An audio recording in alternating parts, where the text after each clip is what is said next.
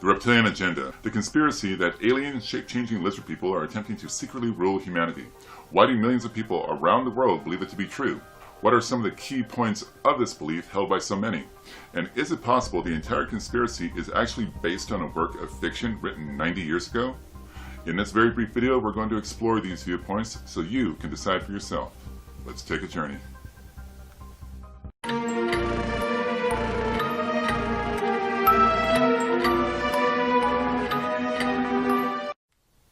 Hey, welcome back to Wildcard Journeys. I'm your host, Eric, and on this channel I hit the road to make videos about the paranormal, various urban legends, or just whatever I might encounter out there on the road. So if that sounds like your kind of traveling, then consider subscribing. Now, last year I uploaded a video about the urban legend of an abandoned city beneath the streets of downtown LA, built long ago by a race of highly intelligent lizard people. The vast majority of ongoing comments I'm receiving on that video concern a conspiracy theory known as the Reptilian Agenda, of which I was not that familiar with at the time. I was surprised to find it was a rather controversial subject, so I decided to make this video as a kind of Reptilian Agenda 101 to cover a few of its key points, its major players, and some opposing views that provide historical insight to the theory's possible origin. As always, opinions and healthy debate are encouraged in the comment section below.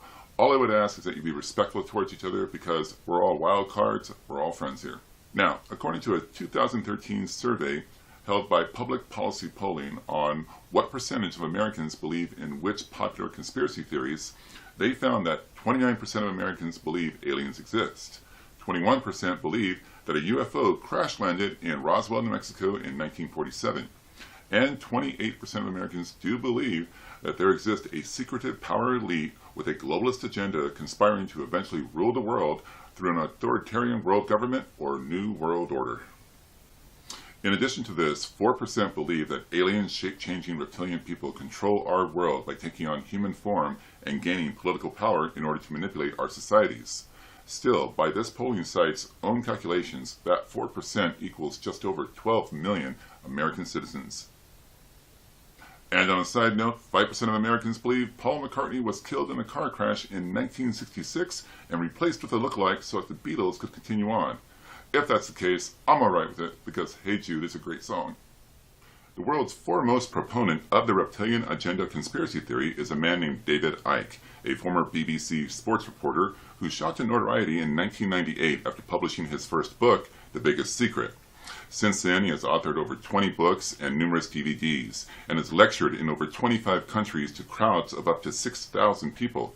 And now his conspiracy theories have supporters in up to 47 different countries. In 1990, a psychic told him that he had been placed on Earth for a special purpose, and that he would soon be receiving messages from the spirit world. A year later, he announced that he was the son of the Godhead, and that the world would soon be devastated by tidal waves and earthquakes. It wasn't. So where do the reptilians come in? In his first book, he introduces the idea that many prominent figures that we are aware of actually derive from the Anunnaki, a reptilian race from the Draco constellation. Draco, Latin for dragon, is the 8th constellation in the northern sky. The origin of the Anunnaki dates back millions of years when they would conquer and destroy anything that got in the way of their progress. In his 2012 book, Human Race Get Off Your Knees, The Lion Sleeps No More, he identifies the moon and later Saturn as a source of holographic experiences broadcast by the reptiles that humanity interprets as reality. Basically, the Matrix movie. The good one, not the sequels. When David Icke's conspiracy theories caught the public's attention, the idea of a reptilian agenda took seed in people's minds by claiming that shape-changing reptilians were trying to take over disguised as world leaders. Icke says these Anunnaki have controlled humankind since ancient times. He even claims that they are behind the founding of secret societies like the Freemasons and the Illuminati. Icke's followers believe lizard people have been breeding with humans in all this time, leading to more lizard people and more humans with the potential to be lizard people. There's considered to be two types of famous reptilians, the hybrids and the full-bloods. The hybrids, also known as the Babylonian Brotherhood, are a crossbreed between humans and full-blooded reptilians. Icke also believes there exists a hierarchy among them, of which the full-bloods, or Dracos, sit at the top, maintaining control of the hybrids who are unaware they're even reptilians, most of them allegedly being the world's most influential political leaders. Now, others believe some hybrids exist as reptilian celebrities, but Icke generally sticks to the institutions and political organizations. Icke also points to the Old Testament, in which the Nephilim, aka the fallen ones, fit into his theory of a descendant race infiltrating humanity. Depending on the interpretation, the Nephilim are often described as either giants or fallen angels or the offspring of an angel and a human woman. Icke says these are the Reptilians, and depictions of them can be found throughout different religions and cultures in antiquity, worshipped as gods and demigods like the Nephilim. And surprisingly, according to Icke, the Reptilians are not necessarily the enemies of the human race. A separate conspiracy theory concerns an alleged secret base outside Dulce, New Mexico, where there is a deep, multi-level city that houses as many as 18,000 gray aliens, who are there as a result of a deal struck with the U.S. government. They also experiment on human subjects. Now, Icke and his followers believe that the Reptilians are the sworn enemies of the Greys. However, claims of who exactly is allied with whom are often inconsistent. To which I say, hey, Reps, Greys, if you're here, then we're all sharing this world. We are the world. Let's get along. Now, what I've covered here is barely the tip of the iceberg when it comes to David Icke's theories, as they branch off into many other tangents. To try and cover them all would take hours of video. In fact, he's known for his rather lengthy lectures. In 2008, he lectured for 7 hours to 2,500 people at London's Brexit Academy. In 2012, he delivered a 10-hour lecture to 6,000 people at London's Wembley Arena. Ultimately, Icke believes that the only way this reptilian invasion can be defeated is if people wake up to the truth and fill their hearts with love. As he said at Wembley Arena, if we want a world of love and peace, then we have to be loving and peaceful with everyone, even people we don't like. And there's something to be said for that.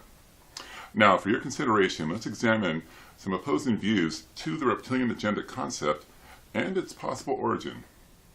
A Culture of Conspiracy is a book written in 2003 by Michael Barkin, a political science professor at Syracuse University who specializes in political and religious extremism. Professor Barkin submits that the idea of a reptilian conspiracy originated in the fiction of Conan the Barbarian creator Robert E. Howard. The first appearance of reptilian beings in literature was in Howard's story The Shadow Kingdom, published in Weird Tales magazine. Here we are introduced to the character of King Kull, the land of Volusia, and the Serpent Men, an ancient pre-human race that created Volusia but were almost extinct themselves. In the story, published in August of 1929, the Serpent Men were described as humanoid with human bodies but snake heads, who lived in hiding in underground passages using their shape-changing and mind-control abilities to infiltrate humanity. They intended to replace King Kull with a disguised Serpent Man, just as they had done with the previous king. Ring any bells? Professor Barkin has described David Icke's views as New Age conspiracism, writing that Icke is the most fluent of the genre because everything is connected in the conspiracist worldview. Every source can be mined for links. In other words, many of the people at the center of Icke's stories were even specifically named by him in print years earlier. So Barkin feels Icke's credibility is compromised by his habit of naming more or less everyone and claiming that they're all part of the same network. The reptilian bloodline has been claimed to include over 40 American presidents, several British and Canadian prime ministers, Egyptian pharaohs, a few celebrities, and the list goes on. In 2001, David Icke identified the Queen of England as seriously reptilian. Icke states that the reptilians came from not only another planet, but another dimension, the lower level of the fourth dimension, and just as the fourth dimensional reptilians control us, they in turn are controlled by beings from the fifth dimension. Barkin argues that Icke's introduction of different dimensions allowed him to skip awkward questions about how the reptilians got here. Robert E. Howard's Serpent Men were later adapted to the Marvel Comics Conan Barbarian series. Their first appearance was in the second issue of Kull the Conqueror, printed in 1971. But Marvel had already introduced a version of shape-changing reptilians almost a decade prior in the form of an alien race called the Skrulls. The Skrulls are a race of alien shapeshifters that first appeared in the second issue of the Fantastic Four in January of 1962 and were created by the original Dream Team of Stan "The Man" Lee and Jack King Kirby. The idea of the alien Skrulls as villains was used in multiple storylines for decades. And one could argue that the very concept of the Skrulls could have stemmed from the Cold War era hysteria of the early 1960s, where one had to watch out for strange foreign invaders because they could be anywhere, because they looked like us. The Skrulls are portrayed as green, reptilian humanoids with large pointed ears and red or green eyes. And in an example of art imitating life, or in this case, art imitating conspiracy theory, Secret Invasion was a comic book crossover storyline that ran through several tie-in books published by Marvel Comics back in 2008. The story centered around the subversive long-term invasion of Earth by the Skrulls, who had replaced many superheroes in the Marvel Universe with imposters over a period of years, prior to the overt invasion. The promotional tagline for the series was, "Who do you trust?" The Skrulls were finally introduced into the Marvel Cinematic Universe this year in the film Captain Marvel. In his 2018 book, Conspiracies Declassified, The Skeptoid Guide to the Truth Behind the Theories, author Brian Dunning addresses the notion where if you paused an old video of almost any world leader or celebrity, you might see a strange-looking frame of that person's face. While most people would consider it just a glitch in the video, conspiracy theorists believe that this distortion is not in the video itself, but is actually an electronic holographic disguise worn by the person in the video. They believe that, in fact, the individual on screen is a reptilian being, and that this video evidence makes a solid case that many world leaders are actually reptilians. Now, Mr. Dunning points out that in recent years there has been less repetition of their claims when it comes to video evidence. The reason for this decline is most likely the advances in high-definition video.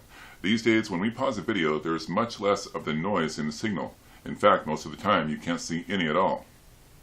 He feels this is relevant because when David Icke first began promoting this idea, pausing video meant pausing a VHS tape. If you remember this, you'll recall that when paused, the picture would shake and sometimes flicker between two frames, a lot like this. In those days, it was easy to pause a video and see just about whatever you wanted to see. And in the early days of YouTube with low-resolution video, the situation wasn't that much different. The theory goes that many world leaders, even famous actors and athletes, are actually these disguised reptilian beings called Reptoids or Reptiloids. At some point in the past, important people worldwide began to be replaced and impersonated by the Reptoids. Their origin and ultimate purpose remain unknown.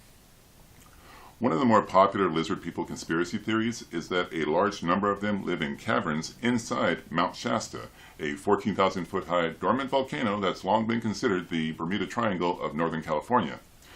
Mount Shasta is frequently referenced in New Age mythology, and in addition to the lizard people, many believe it's also populated by an ancient race known as the Lemurians. Creatures such as Bigfoot and small beings called the Guardians are also believed to live inside Mount Shasta, all within a grand multi-level city called Telos. And on an amusing side note, in the film Captain Marvel, the leader of the Skrulls is named Telos. Whether or not this is a nod to the lizard people within Mount Shasta theory, well, I'll let you decide that. And finally, in my video about the lizard city beneath LA urban legend, I spoke of how G. Warren Shufelt told the LA City Council that he was in possession of a map to the underground city given to him by a Hopi Indian named Chief Greenleaf. Well, Mr. Dunning submits that their interpretation of Hopi legends was deeply flawed. No known Hopi legend ever referred to people who were half lizard. Among the Hopi and other tribes, there were clans who took their names from animals: the Spider Clan, the Bear Clan, and the Lizard Clan. But none of these were meant to be interpreted as half-human hybrids. As for Chief Greenleaf, well, his real name was L. Macklin, and Dunning's research found that Hopi birth and death records are available online through the website of the Navajo Nation, and no person with the name of Macklin or Greenleaf, or any variation thereof, was recorded during the time period when these men were alive, so more than likely the persona of Chief Greenleaf was an invention meant to lure in potential investors. In conclusion, this is a very controversial subject, as I stated earlier, and I wouldn't be surprised if I get comments claiming that this is a propaganda video meant to spread disinformation because I myself am a reptoid, but I assure you nothing could be further from the truth. Thank you for watching, and we'll see you on a journey.